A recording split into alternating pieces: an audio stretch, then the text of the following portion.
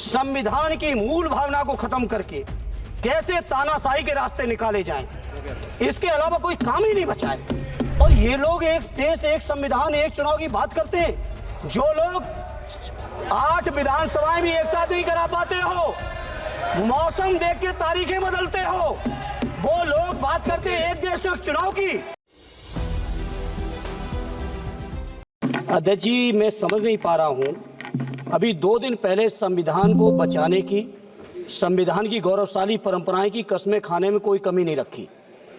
2 ही दिन के अंदर संविधान की जो हमारी मूल भावना है, 2 ही दिन के अंदर संविधान का जो हमारा बेसिक स्ट्रक्चर है, 2 ही दिन के अंदर संविधान का जो हमारा संघीय ढांचा है, उसको खत्म करने के लिए संविधान संशोधन बिल लाए हैं।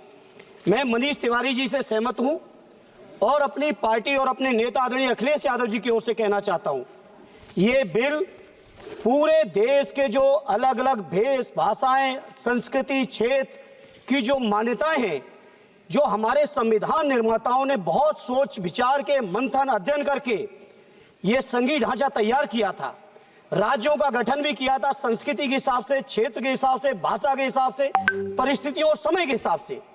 मैं नहीं समझता अध्यक्ष जी, मुझे कहने में कोई संकोच नहीं, उस समय के हमारे संविधान निर्माताओं से विद्वान, बाबा साहब भीमराव अंबेडकर से ज्यादा विद्वान इस सदन में अभी कोई नहीं बैठा, मुझे कहने में संकोच नहीं है। और ये संविधान की मूल भावना को खत्म करके कैसे तानाशाही के रास्ते निकाले जाएं, इसके अलावा कोई काम ही नहीं बचा है। आखिर ये मनीष तिवारी जी ने कहा, कहीं एक विधानसभा के चुनाव अगर कोई अविश्वास आता है, अगर बहुमत नहीं मिलता है, तो क्या पूरे देश का चुनाव कराओगे? पूरे देश का चुनाव कराओगे? और ये लोग एक देश, एक संविधान, एक चुनाव की बात करते हैं। जो लोग 8 विधानसभाएं भी एक साथ नहीं करा पाते हो, मौसम देख के तारीखें बदलते हो, वो लोग बात करते हैं एक देश एक चुनाव की। इसलिए अध्यक्ष जी, मैं अपनी पार्टी की ओर से, अपने नेता आदरणीय अखिलेश यादव जी की ओर से इस बिल का पुरजोर विरोध करता हूं और आपके माध्यम से देश के जनमानस से कहना चाहता हूं, ये भारतीय जनता पार्टी के लोग तानाशाही लाने के नित नए रास्ते लाते हैं। जो 8 विधानसभाओं का चुनाव एक साथ नहीं करा पाए, 4 राज्यों के चुनाव एक साथ नहीं करा पाए, वो पूरे देश की लोकसभा और सारे प्रांतों की विधानसभाएं एक साथ कराने की बात करते हैं।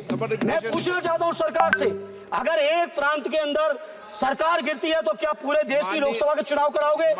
क्या अगर लोकसभा के चुनाव के चक्कर में उस प्रांत के लोग क्यों सफर करेंगे? अरे चर्चा कर लेना, अरे कुछ नहीं बचा है, कुछ नहीं बचा है आपके पास। अध्यक्ष जी, सदन को थोड़ा सा सिस्टम में लाएं।